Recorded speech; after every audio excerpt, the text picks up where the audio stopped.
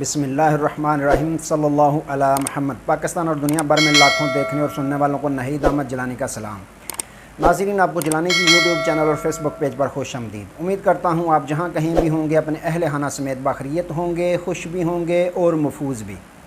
नाज़रीन इकराम, अपनी गुफ्तगू का आगाज़ करने से पहले तमाम ख़वातीन हज़रात से यह गुजारिश है जो हमारे चैनल पर अभी नए हैं वह जिलानी जी चैनल सब्सक्राइब फरमा लें ताकि रोज़ाना आप तक हमारी नई वीडियोज़ आसानी के साथ पहुँच सकें। बिला तहीर अपनी गुफ्तगू का आगाज़ करता हूँ। ब्रेकिंग न्यूज़, खान की बड़ी फतह।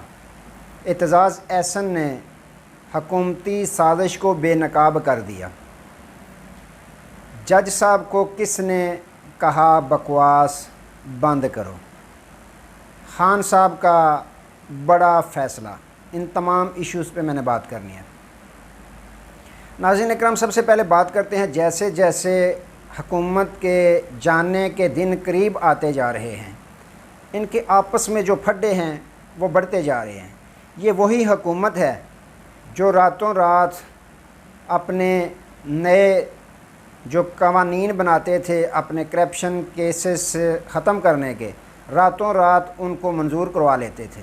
लेकिन अब उसी हुकूमत का जब वक़्त आया निगरान वज़ीर आज़म और निगरान सेटअप लाने का, तो अब इनके जो फ़ैसले हैं वो बढ़ते जा रहे हैं, लंबे होते जा रहे हैं, तूल उनको मिलती जा रही है। ये किसी आखिरी फ़ैसले पे नहीं पहुंच पा रहे कि निगरान वज़ीर आज़म कौन बनाएं और निगरान सेटअप में किस किस को शामिल करें।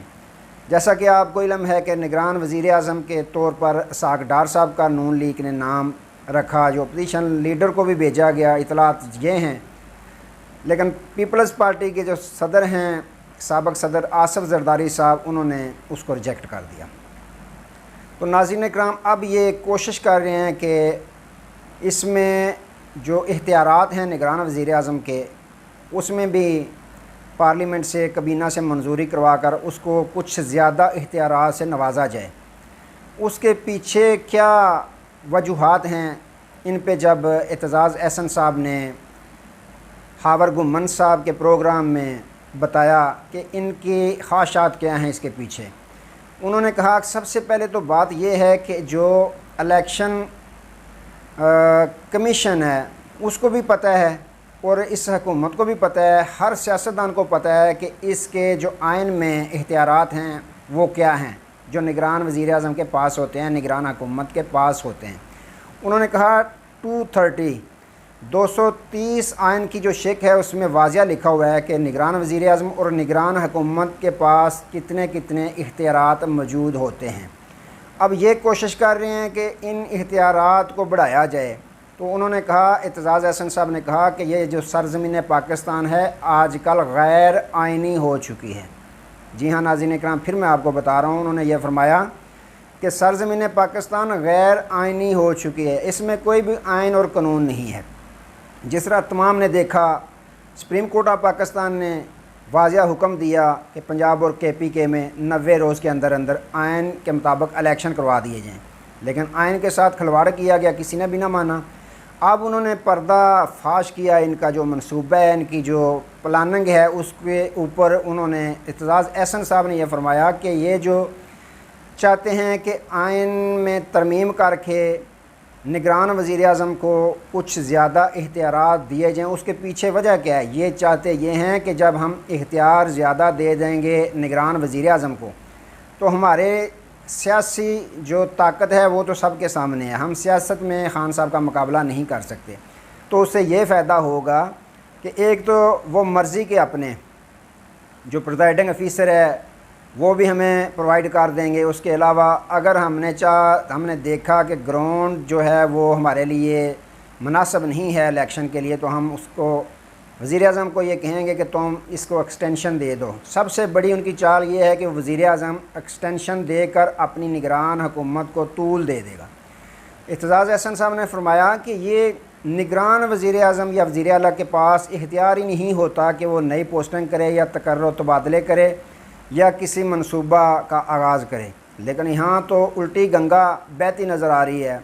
जो वज़ीर आला पंजाब हैं आए रोज़ फीते काट रहे हैं, आए रोज़ वो सड़कों और हस्पतालों की बेहतरी के लिए ऐलान कर रहे हैं कि हम बेहतरी, हमारी ख्वाहिश है बेहतरी करनी है हस्पतालों की। वो उनका ये कौन सा मैंडेट है हस्पताल बेहतर करें या सड़कें बनाएं या सड़कों की हालत बेहतर करें।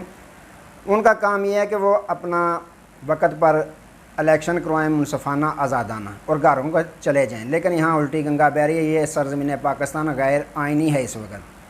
तो नाज़रीन इकराम, यूँ उन्होंने इनकी जो चाल थी वो सब बता दी कि इनकी चाल ये है कि उसको इख्तियार, जब बाख्तियार होगा, उसके पास इख्तियार होगा तो वो इस निगरान सेटअप को एक्सटेंशन देकर लंबा कर देगा।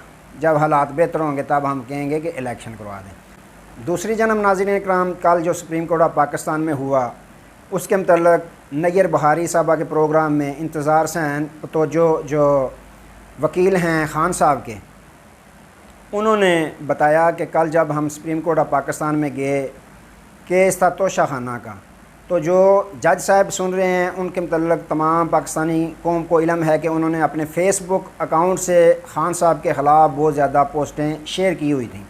जब उनको लहरा कर दिखाया गया था उस पर वो जज साहब जो हैं हुमायूं दिलावर साहब आग बगोला थे।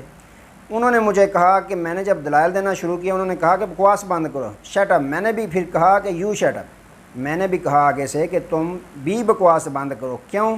क्योंकि जज साहब जो अपने ओहदे के तकद्दस को पमाल करें, वो तहज़ीब और तमीज़ का दायरा छोड़ दें, तो हमने भी फिर वैसा ही जवाब देना है। ऐसे को तैसा, जैसा जज साहब कहेंगे वैसे ही फिर जवाब मिलेगा। इज़्ज़त करें, इज़्ज़त करवाएं। तो उन्होंने कहा पहली बात तो ये है कि खान साहब और इसके मद्दे मुकाबल जो है इलेक्शन कमीशन ऑफ पाकिस्तान, दोनों फ़रीक़ैन आमने सामने हैं। जब दोनों फ़रीक़ैन आमने सामने हैं तो दोनों फ़रीक़ैन के वकला की टीमों ने वहाँ पेश होना था।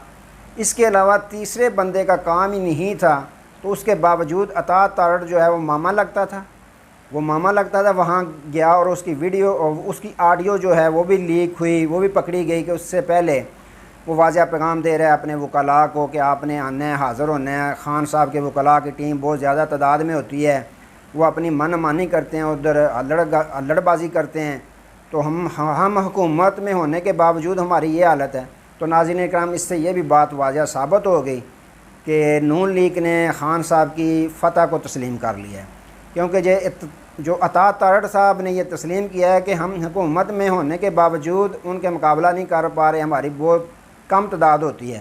पहले तो बंदा पूछे भाई आप जंग लड़ने जा रहे हैं, आपका तल्लक ही नहीं है, आपका एक केस से तल्लक ही नहीं। इलेक्शन कमीशन जाने और साबिक़ वज़ीर-ए-आज़म इमरान खान साहब जाने, उनका दोनों का आपस में केस चल रहा है। तीसरे फरीक का काम ही नहीं होता। आप क्या लेने गए थे? आम लेने गए थे। वहाँ सिर्फ नीयत क्या थी कि वहाँ अल्लड़बाजी होगी, झगड़ा होगा, लड़ाई झगड़ा होगा तो FIR कुछ और कटवा दी जाएंगी खान साहब पे। तो नाज़रीन इकराम, उनकी ऑडियो भी लीक हुई जिसमें उन्होंने शिकस्त अपनी तस्लीम कर ली कि हम हुकूमत में होने के बावजूद भी उनका मुकाबला नहीं कर पा रहे। उनकी वकला की टीम बहुत ज़्यादा होती है, लड़बाजी करती है, प्रेशर में लाने की कोशिश करते हैं जज साहब को। तो नाज़रीन इकराम, यहाँ अगर देखा जाए तो उन्होंने बाकायदा अपनी जो शिकस्त है उसको तस्लीम कर लिया। तो नाज़रीन इकराम, इसी सना जब वहाँ काम कुछ रफ़ा दफ़ा हुआ तो रात के नया कट्टा खुल गया कि इलेक्शन कमीशन ऑफ पाकिस्तान ने तौहीन इलेक्शन कमीशन के केस में खान साहब की गिरफ़्तारी के वारंट जारी कर दिए और ये हुक्म दिया IG पंजाब को, IG इस्लामाबाद को कि आज ही रातों रात गिरफ़्तार करके खान साहब को इलेक्शन कमीशन के सामने पेश किया जाए। उनकी तलबी है, उसके बावजूद वो वहाँ हाज़िरी नहीं दे रहे। तो नाज़रीन इकराम, IG साहब तो पहले ही इसी बहाने में थे, जैसे इंतज़ार में रहते हैं। उन्होंने फ़ौरन पुलिस भेजी, पुलिस वहाँ पहुँची। आगे जब इतला मिली, वकला की टीम बनी गाला में पहले मौजूद थी। पाकिस्तान तहरीक इंसाफ के वोटर्स, सपोर्टर्स, लवर्स, फॉलोअर्स सारे इकट्ठे हो गए, जहाँ पे पुलिस को पसपा होना पड़ा। और ख़ान साहब की वकला की टीम से मशावरत हुई। बाकायदा वकला की टीम ने यह मशवरा दिया खान साहब को कि आप सुबह इलेक्शन कमीशन के सामने पेश हो जाएँ। तो नाज़रीन इकराम, आज खान साहब बाकायदा इलेक्शन कमीशन ऑफ पाकिस्तान में पेश होंगे। उन्होंने बड़ा फ़ैसला कर लिया। तो नाज़रीन इकराम, ये जिस तरह भी कर रहे हैं खान साहब, तो हर इनका हर जो हमला होता है उसका बाकायदा वो मुकाबला कर रहे हैं। तो जिस तरह के केसेस इन्होंने बनाए हुए हैं, चाहिए तो ये खान साहब को कि सुप्रीम कोर्ट ऑफ पाकिस्तान में एक फ़्लैट ले लें, वहीं अपने डेरे लगा लें। क्यों आए दिन रोज़ाना उनकी कोई ना कोई तारीख होती है, पेशी होती है, भुगतनी होती है। तो चाहिए यही खान साहब को कि वहाँ एक फ़्लैट ले लें, वहीं डेरे लगा लें, ताकि उनको जाने आने में भी दुश्वारी का सामना ना करना पड़े। तो नाज़रीन इकराम, ये मामला चल रहे हैं।